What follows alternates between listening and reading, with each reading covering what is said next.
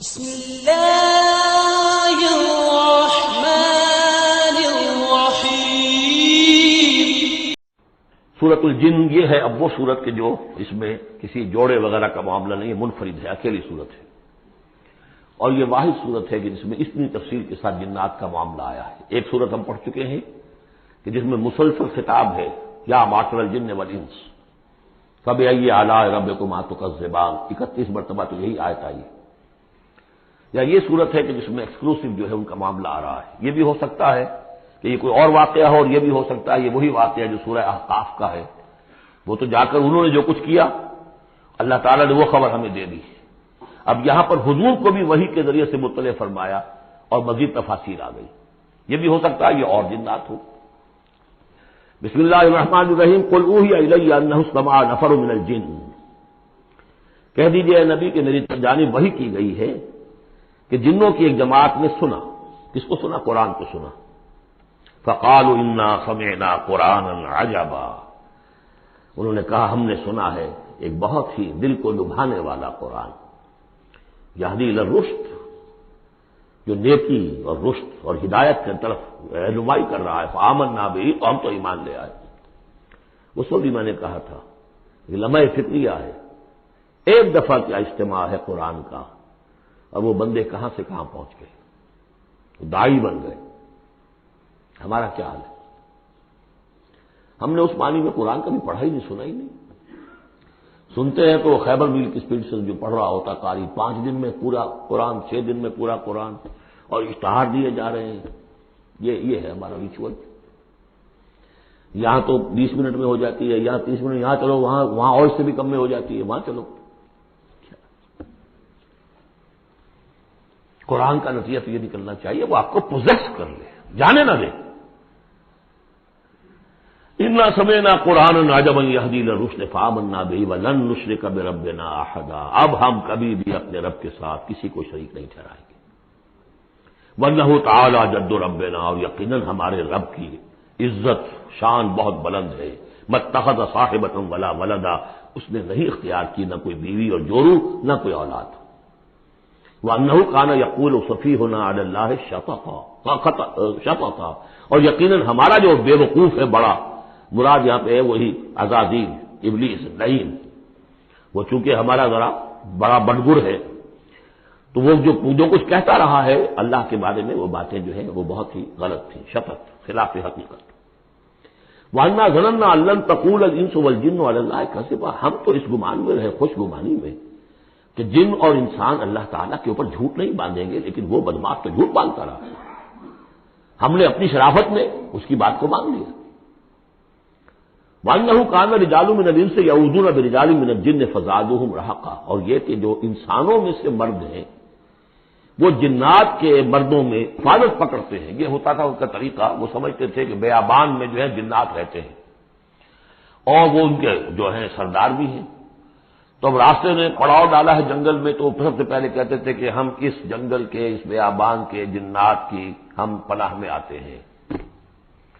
اب وہ سنتے ہوں گے یہ بے وقوف، یہ آدم کی اولاد، ہمارے تو جد امجد کو نکال دیا گیا جنت سے اس لیے کہ اس کو سجدہ نہیں کیا، یہ ہمیں معبود بنائے بیٹھے ہیں، ہماری پناہ طلب کر رہے ہیں۔ لہذا ان میں اور سرکشی پیدا ہو گئی، اور اکڑ گئے کہ یہ انسان ہو کر یہ ہماری پناہ مانگ رہے ہیں، ہم سے طلب کر رہے ہیں پناہ، تو اس سے ان کے اندر اور زیادہ سرکشی پیدا ہو گئی۔ وَأَنَّهُ كَانَ رِجَالٌ مِّنَ الْإِنسِ يَعُوذُونَ بِرِجَالٍ مِّنَ الْجِنِّ فَزَادُوهُمْ رَهَقًا وَأَنَّهُمْ ظَنُّوا كَمَا ظَنَنتُمْ أَن لَّن يَبْعَثَ اللَّهُ أَحَدًا، اور دیکھو انہوں نے بھی ایسا ہی سمجھا جیسا کہ تم نے سمجھا ہوا ہے کہ اللہ کسی کو نہیں اٹھائے گا۔ اس کے دو معنی ہیں، یعنی بعد سے بعد الموت کوئی نہیں ہے، مرنے کے بعد جی اٹھنا نہیں ہے، اور یہ بھی کہ شاید اب اللہ کسی اور کو رسول بنا کر نہ بھیجے، أن يبعث الله أحدا، اس لیے کہ 600 برس بیت چکے تھے۔ وہ تورات سے واقف تھے جو سورہ احقاف میں تذکرہ آیا ہے، فترت وہی 600 برس، اور یہ طویل ترین وقفہ تھا نبوت کا کہ کوئی نبوت، کوئی رسالت دنیا میں نہیں، تو ان کو یقیناً اس سے خیال ہوا ہوگا کہ بس اب ختم ہوا معاملہ، اب کوئی اور رسول نہیں آئے گا۔ وَأَنَّا لَمَسْنَا السَّمَاءَ، اور ہم نے ذرا ٹٹولا آسمان کو، ہم نے چاہا کچھ خبریں وبریں لے کر آئیں ذرا غیب کی، فَوَجَدْنَاهَا مُلِئَتْ حَرَسًا شَدِيدًا وَشُهُبًا، تو ہم نے تو پایا اس کو کہ وہ بھرا ہوا ہے سخت چوکیداری سے اور انگارے رکھے ہوئے ہیں ہمیں کھدیڑنے کے لیے. یعنی یہ کہ ہمیں معلوم ہو گیا کہ کوئی واقعی وقت ایسا ہے، کیونکہ یہ سارا انتظام خاص طور پر جبکہ وحی نبوت آتی تھی تو اہتمام کر لیا جاتا تھا. عام حالات میں کوئی بات نہیں، روح اتر رہے ہیں فرشتے، اور یہ جو ہے یہ آگ سے بنے ہیں، وہ نوری ہیں یہ ناری ہیں، کچھ نہ کچھ ان سے یارانہ گانٹ کے کچھ نہ کچھ ان سے لے لیتے تھے. یا یہ کہ اچک لیا من اس طرح کا سرا قتل، کسی نے کوئی چیز جو ہے کہیں سے لے لی. لیکن اب جو ہم نے دیکھا ہے آسمان کو تو واقعی وہاں تو بڑے سخت پہرے لگے ہوئے ہیں، یعنی کوئی نہ کوئی وحی کا سلسلہ ہے اور نبوت آنی ہے، اور وہ نبوت ہمیں تو مل گئی. ہم جا کر سنائے کلام اور ہم ایمان لے آئے. وانا نمست سوا وجدنا مولت حسن شریدوں و شہبا وانا کنہ نقود منہا مقاعد للسمع، اور ہم وہاں بیٹھا کرتے تھے، وہاں پہ گھاٹ میں بیٹھا کرتے تھے کچھ سنگل لینے کے لیے، مقاعد مقعد بیٹھنے کی جگہ، مورچہ یہاں پہ بیٹھا جائے، ہم وہاں پر اپنے ٹھکانوں میں بیٹھا کرتے تھے. فمن یستمع الان، لیکن اب اگر کسی نے کچھ سننے کی کوشش کی، یجد لہ شہابا رصدا، وہ پائے گا اپنے واسطے ایک انگارہ گھات میں، میزائل پیچھا کرے گا. وانا لا ندری اشر ارید بمن فی الارض او اراد بہم ربہم رشدا. معلوم ہوتا بہت بڑے عالم تھے یہ تورات کے جاننے والے، انہوں نے ایسی عظیم بات کہی ہے یہ. ہمیں یہ معلوم نہیں کہ آیا زمین میں بسنے والے ان انسانوں کی کوئی شامت آ گئی ہے یا اللہ نے ان کے لیے کسی بھلائی کا ارادہ کیا ہے. رسالت آئے گی تو دو ہی نتیجے ہیں، یا تو کوئی عذاب آنے والا ہے اب، اس لیے کہ وما كنا معذبین حتی نبعث رسولا، یا تو کوئی بہت بڑے پیمانے پر انسانوں کی شامت آنے والی ہے، جیسے قوم نوح، قوم ہود، قوم صالح کا حشر ہوا تھا، وہ ویسا ہی حشر ہونے والا ہے. اللہ نظری ہم نہیں جانتے. اشر ارید بمن فی الارض، زمین والوں کے لیے کسی شر کا فیصلہ کیا گیا ہے، ام اراد بہم ربہم رشدا، یا ان کے لیے ان کے رب نے بھلائی کا خیر کا ارادہ کیا ہے. ظاہر بات ہے نبوت اور رسالت محمدی خیر پر منتج ہوئی.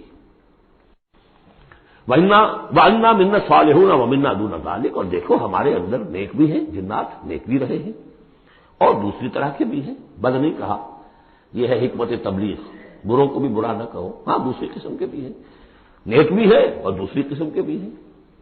کُنَّا طَرَائِقَ قِدَدًا، ہم تھے مختلف راستوں پر جو کہ ایک دوسرے سے پھٹے ہوئے تھے. یہ قددا جو آیا تھا نا، قدت قمیصہ، پھٹ جانا قمیص کا. وَأَنَّا ظَنَنَّا أَن لَّن نُّعْجِزَ اللَّهَ فِي الْأَرْضِ وَلَن نُّعْجِزَهُ هَرَبًا، اور ہم نے یہ جان لیا کہ ہم اللہ کو عاجز نہیں کر سکتے، ہرا نہیں سکتے، نہ زمین میں بھاگ کر، اور ہم کہیں بھاگ کر اور زمین میں اللہ کو شکست نہیں دے سکتے، اس کی پکڑ سے نکل نہیں سکتے. وَأَنَّا لَمَّا سَمِعْنَا الْهُدَىٰ آمَنَّا بِهِ، اور ہم نے تو جب وہ ہدایت سنی، الہدا سنا، اس کی استماع ہم نے کیا، ہم تو اس پر ایمان لے آئے. فَمَن يُؤْمِن بِرَبِّهِ فَلَا يَخَافُ بَخْسًا وَلَا رَهَقًا، تو جو کوئی بھی ایمان لائے گا اپنے رب پر، کوئی خوف نہیں ہوگا کہ نہ اسے کوئی نقصان دیا جائے گا، نہ اس پر کوئی زبردستی ہوگی، کوئی زیادتی ہوگی.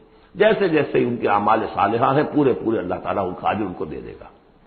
وَأَنَّا مِنَّا الْمُسْلِمُونَ وَمِنَّا الْقَاسِطُونَ، اور دیکھو ہمارے اندر وہ بھی ہیں جو فرما بردار ہیں اور وہ بھی ہیں جو بے انصافی کرتے ہیں. یہ قسط کے لفظ کے ساتھ سمجھ لیجئے، جب یہ ثلاثی مجرد میں آتا ہے تو قاسط اس میں فاعل بنا، وہ ناانصاف کے معنی میں ہے. یہ باب افعال کے خواص میں سے ہے، سلب ماخذ اس کو کہتے ہیں. جب نہیں باب افعال میں آئے گا تو اس کے معنی ہے عدل و انصاف، اور جب ثلاثی مجرد میں آئے گا تو نا انصاف. فمن اسلم فاولئک تحروا رشدا، جو لوگ اسلام لے آئے، اطاعت قبول کر لی، تو انہوں نے تو گویا کہ ڈھونڈ نکالی خیر کی راہ، نیکی کی راہ انہوں نے تلاش کر لی. وَأَمَّا الْقَاسِطُونَ، اور جو بے انصاف ہے، فَكَانُوا لِجَهَنَّمَ حَطَبًا، وہ لوگ جو ہے پھر جہنم کا ایندھن بن کر رہیں گے. یہاں تک ان کی تقریر ہے جو انہوں نے تبلیغ کی ہے. جو بات آگے آ رہی ہے یہ خود اللہ کی طرف سے کلام ہے. أَن لَّوِ اسْتَقَامُوا عَلَى الطَّرِيقَةِ لَأَسْقَيْنَاهُم مَّاءً غَدَقًا، اور یہ کہ یہ اگر لوگ اپنے اس طریقے پر جو طریقہ انبیاء کا تھا، جو آدم نے دیا تھا، جو نوح نے دیا تھا، یہ چلتے رہتے تو ہم انہیں خوب پلاتے، پانی بھر بھر کر خوب سیراب کرتے ان کو. یہاں لفظ طریقت آیا ہے قرآن میں، شریعت طریقت. ثم جعلناک علی شریعت من الامر، شریعت اور یہ طریقت دونوں کا مفہوم ایک ہے، طریقہ اور شریعت. لیکن یہ کہ اس کا استعمال ہو رہا ہے کہ شریعت سے مراد لی جاتی ہے جو دین کا قانون ہے، اس کے ظاہری پہلو، قانونی پہلو، اور طریقت اسی کے باطنی پہلو کا نام ہے. کہ ایک نماز ہے، وضو کیسے کرو گے، کیا فرائض ہیں، کیا نوافل ہیں، کیا کام رہ گیا تو وضو نہیں ہوا، یہ شریعت بتائے گی، یہ آپ کو فقیہ بتائیں گے، یہ آپ کو مفتی حضرات بتائیں گے۔ لیکن نماز کی اصل روح تو ہے خشوع اور خضوع، حضور قلب، یہ پھر طریقت کی طرف منتقل کر دیا گیا، بدقسمتی سے پھر ان کو پھاڑ دیا گیا، وہ علیحدہ علیحدہ ہو گئے۔ یہ سب چیزیں یکجا ہونی چاہیے تھی۔ اور جو ہمارے اولین صوفیاء ہیں وہ بہت بڑے عالم بھی تھے، ایسے نہیں تھے کہ صرف صوفی تھے، وہ بہت بڑے مفتی بھی ہوتے تھے، بلکہ اولین کیا، اس دور میں بھی جو میں نے آپ کو بتایا تھا کہ قاضی صلاح اللہ پانی پتی رحمۃ اللہ علیہ، وہ مفتی بھی ہیں، مفسر بھی ہیں، محدث بھی ہیں، اور بہت بڑے مرشد بھی ہیں۔ میرزا مظہر جانے جانا شہید کے خلیفہ ہیں، جنہیں شیعوں نے قتل کیا، شہید کیا، اور یہ سب شیخ احمد سرہندی رحمۃ اللہ علیہ کا جو سلسلہ ہے، سلسلہ مجددیہ نقشبندیہ، اس کے بزرگ ہیں، وہ ہیں وہ جامع و صفات لوگ۔ لنفتنہم فیہ، اور یہ بھی جو ہم کو پانی پلاتے اور سیراب کرتے، یہ بھی اس لیے تاکہ ان کو اور جانچے اور پرکھے اور امتحان لیں۔ ایک امتحان غربت میں ہے، ایک امتحان کمندگری میں ہے، ایک امتحان فاقے میں ہو رہا ہے، ایک امتحان ہو رہا ہے کہ کثرت سے ہم نے دے رکھا ہے۔ ومن یعرض عن ذکر ربہ، اور جو کوئی بھی اعراض کرے گا اپنے رب کے ذکر سے، یسلکہ عذابا صعدا، تو وہ چلے گا، وہ ڈال دے گا اس کو چڑھتے عذاب میں، اللہ تعالیٰ ایسے عذاب میں صعدا، جس کی شدت بڑھتی چلی جائے گی۔ وَأَنَّ الْمَسَاجِدَ لِلَّهِ فَلَا تَدْعُوا مَعَ اللَّهِ أَحَدًا، اور دیکھو مسجدیں اللہ کے لیے ہیں۔ مسجد سے مراد مسجد سجدے کی جگہ بھی ہے، اور مسجد سے مراد سجدے کے یہ اعضاء بھی ہیں، یہ پیشانی اور یہ ناک اور یہ ہاتھ اور یہ پاؤں، ایڑیاں اور وہ پنجے، یہ سارے جو ہیں جو جسم کے حصے ہیں، یہ مسجدیں بھی اور سجدے کی جگہ بھی للہ ہے، سب اللہ کی ملکیت ہے۔ فلا تدعوا مع اللہ احد، اللہ کے ساتھ کسی اور الہ کو مت پکارو۔ وانہ لما قام عبد اللہ یدعوہ قالوا یکونون علیہ لبدا، اور یہ اب یہاں پھر قول آ گیا ہے انہی کا جنات کا کہ جب وہ عبداللہ کو ہم نے دیکھا، وہ کھڑا تھا، وہ قرآن پڑھ رہا تھا، وہ نماز پڑھا رہا تھا، لما قام عبداللہ یدعوہ، اسے پکار رہا تھا اللہ کو، اللہ کا بندہ، قالوا یکونون علیہ لبدا، وہ تو ایسے ہو رہے تھے سننے والے گویا کہ اس کے اوپر ٹھٹ کے ٹھٹ جمع ہو جائیں گے وہاں پر، لیکن یہ کہ وہ ایمان نہیں لا رہے تھے۔ قل انما ادعو ربی، کہہ دیجئے اے نبی صلی اللہ علیہ وسلم، دیکھو میں پکارتا ہوں اپنے رب کو، ولا اشرک بہ احدا، اس کے سوا میں کسی اور کو شریک کرنے کے لیے تیار نہیں۔ قل انی لا املک لکم ضرا ولا رشدا، کہہ دیجئے مجھے کوئی اختیار حاصل نہیں ہے تمہارے لیے، نہ کسی نقصان کا اور نہ کسی راہ پر لانے کا، میں تمہیں ہدایت نہیں دے سکتا۔ وہ آیت یاد کر لیجئے، انک لا تہدی من احببت ولکن اللہ یہدی من یشاء، اے نبی آپ ہدایت نہیں دے سکتے جسے بھی چاہیں، وہ تو اللہ ہی ہدایت دیتا ہے جس کو چاہتا ہے۔ قل انی لن یجیرنی من اللہ احد ولن اجد من دونہ ملتحدا، کہہ دیجئے میں ہرگز نہ پاؤں گا کہ مجھے اللہ کے سوا کوئی پناہ دے سکے، یجیرنی من اللہ احد، اللہ کی پکڑ سے بچانے کے لیے مجھے کوئی پناہ دے سکے میں نہیں پاؤں گا، ولن اجد من دونہ ملتحدا، اور اللہ کے سوا میں کہیں جو ہے کوئی اپنا سر چھپانے کی جگہ نہیں پاؤں گا، الا بلاغا من اللہ ورسالاتہ، الا یہ کہ میں اس کی طرف سے پیغامات اور اس کی طرف سے تبلیغ کا فریضہ سر انجام دوں۔ اگر میں نے یہ کام نہیں کیا تو میں پکڑا جاؤں گا۔ فَلَنَسْأَلَنَّ الَّذِينَ أُرْسِلَ إِلَيْهِمْ وَلَنَسْأَلَنَّ الْمُرْسَلِينَ، ہم تو پوچھ کر رہیں گے ان سے بھی جن کی طرف رسولوں کو بھیجا، اور پوچھ کر رہیں گے رسولوں سے بھی۔ وَمَن يَعْصِ اللَّهَ وَرَسُولَهُ، جو کوئی بھی اللہ اور اس کے رسول کی نافرمانی کرے گا، فَإِنَّ لَهُ نَارَ جَهَنَّمَ خَالِدِينَ فِيهَا أَبَدًا، تو اس کے لیے تو پھر جہنم کی آگ ہے جس میں وہ ہمیشہ ہمیشہ رہے گا۔ حتیٰ اذا رأوا ما يوعدون، یہاں تک کہ جب وہ دیکھیں گے جس چیز کی انہیں دھمکی دی جا رہی ہے، فَسَيَعْلَمُونَ مَنْ أَضْعَفُ نَاصِرًا وَأَقَلُّ عَدَدًا، اس وقت انہیں معلوم ہو جائے گا کون کمزور ہے مددگاروں کے اعتبار سے اور کون اقلیت میں ہے تعداد کے اعتبار سے۔ وہ تانے دیتے تھے نا کہ دیکھو محمد تمہارے پاس تو بیٹھے بھی ہوتے ہیں تو ہمارے کمی کاری بڑے لوور طبقات کے لوگ، اور وہ بھی چند ہوتے ہیں، دیکھو جا کے ابو جہل کی محفل بھری ہوئی ہے، بڑے بڑے لوگ بیٹھے ہوئے ہیں وہاں پر، اس وقت معلوم ہو جائے گا من اضعف ناصرا واقل عددا۔ یہ سورہ مریم میں بہت تفصیل سے یہ مضمون آیا ہے۔ قل ان ادری اقریب ما توعدون ام یجعل له ربی امدا، کہہ دیجئے نبی مجھے یہ معلوم نہیں ہے، آیا جس چیز کا تم سے وعدہ کیا جا رہا ہے، جس چیز کی دھمکی دی جا رہی ہے، وعدہ اور وعید بنیاد ایک ہی اصل میں، اصل الفاظ ایک ہی ہے، وعید دھمکی، وعدہ لیکن حروف اصلی وہی ہے. آیا وہ قریب آ چکی ہے اسے، یا ام یجعل لہ ربی امدا، یا یہ کہ میرا رب اس کے لیے ابھی کچھ مہلت دے، کوئی تمہاری رسی دراز کرے، یہ میں نہیں جانتا. یہ سورہ انبیاء کے آخر میں بھی آیا تھا، قل ادری اقریب ام بعید ما توعدون، کہہ دیجئے اے نبی میں نہیں جانتا کہ جس چیز کا تم سے وعدہ کیا جا رہا ہے وہ قریب آ چکی ہے یا بھی دور ہے. عالم الغیب، وہی ہے غیب کا جاننے والا. فلا یظہر علی غیبہ احدا، وہ اپنے غیب پر کسی کو مطلع نہیں کرتا، الا من ارتضی من رسول، سوائے جس کو وہ چاہے اپنے رسولوں میں سے. یہ بہت اہم قانون ہے قرآن کا، اور اس میں سارا مسئلہ علم غیب کا حل ہوتا ہے. ایک بات تو یہ کہ ہمارے جو بھی بریلوی بھائی ہیں وہ بھی مانتے ہیں، 4 باتیں وہ مانتے ہیں، 3. میں نے ایک مرتبہ تحقیق کی تھی بڑی مفصل، جا کر بعض لوگوں سے ملاقات کی، ابھی میں طالب علم تھا. کل دیکھیے ہم ثابت مانتے ہیں اس بات کو. نبی کا علم ذاتی نہیں عطائی ہے، اللہ نے جو دیا وہی ہے. نبی کا علم قدیم نہیں حادث ہے، پہلے نہیں تھا پھر ہو گیا، اللہ نے دے دیا تو ہو گیا. اور نبی کا علم غیر محدود نہیں محدود ہے. میں نے کہا یہ 3 باتیں جو شخص مان لے، میرا اس سے اب کوئی جھگڑا نہیں رہا. لیکن ہمارے ہاں کچھ لوگوں نے ایک ڈیفینیشن کر لی علم غیب کی. علم غیب وہ ہے جو بغیر کسی کے بتائے خود حاصل ہو جائے. اس اعتبار سے تو میرے پاس بھی علم غیب ہے نہیں، یعنی کسی کے پاس کوئی علم ہے ہی نہیں.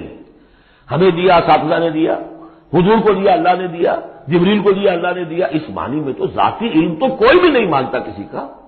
علم تو جانے سے ہوتا ہے. البتہ علم غیب کسے کہتے ہیں؟ وہ چیزیں جو ہماری نگاہوں سے چھپا دی گئی ہیں، وہ عالم غیب ہے. جنت ہے، دوزخ ہے، فرشتے ہیں، یہ سب کیا ہے؟ عالم غیب.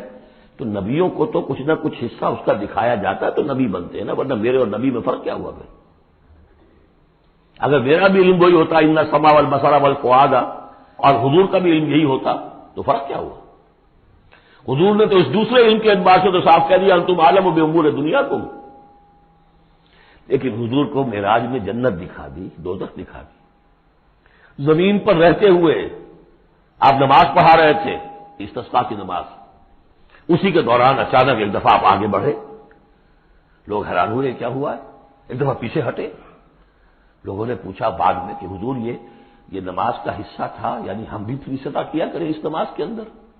فرمایا نہیں، اصل میں میرے سامنے جنت لے آئی گئی، اب بے اختیار میرا ہاتھ بڑھ گیا کہ میں اس کا پھل توڑ لوں، اور میرے سامنے اس کے بعد دوزخ لے آئی گئی، اور اس کا جو ببکا آیا گرمی کا، اس سے میں بے اختیار پیچھے ہٹا.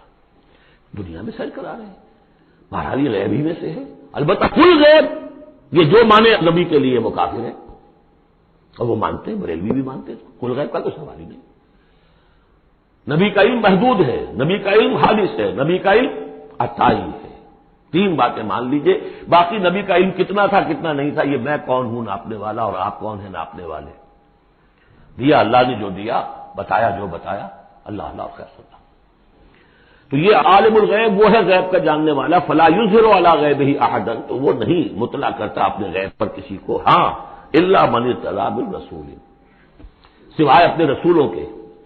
کذالک نوری ابراہیم ملکوت السماوات والارض، یہ ہم نے پڑھ چکے. ابراہیم کو بھی ملکوت دکھائے، حضور کو معراج کی سیر کرائی. الا من ارتضی من رسول فانه یسلک من بین یدیہ ومن خلفہ رصدا، جس کو رسول بناتا ہے، غیب کی خبریں دیتا ہے، پھر اس کے آگے اور پیچھے وہ اپنے باڈی گارڈ رکھتا ہے، چوکیدار رکھتا ہے. یسلک من بین یدیہ، اس کے سامنے بھی، ومن خلفہ، پیچھے سے بھی چوکیدار، حفاظت کرنے والے. لیعلم ان قد ابلغوا رسالات ربہم، تاکہ یہ بات بالکل واضح ہو جائے کہ انہوں نے واقعتاً اپنے رب کے پیغامات پہنچانے کا حق ادا کر دیا. جیسا کہ حضور نے پوچھ کر جواب لیا تھا، انا نشہد انک قد بلغت الرسالۃ وادیت الامانۃ وکشفت الغمۃ ونصحت الامۃ، ہم گواہ ہیں حضور. واحاط بما لدیہم، اور اللہ تعالیٰ جو کچھ ان کے پاس ہے سامنے سب کا احاطہ کیے ہوئے ہیں. واحصا کل شیء عددا، اور ہر شے کی اس کی جو انوینٹری ہے وہ بڑی مکمل ہے، کوئی چیز وہاں سے غائب ہونے والی نہیں ہے. ہر ایک کا عدد کے ساتھ حساب کتاب کا اسے رکھا ہوا ہے.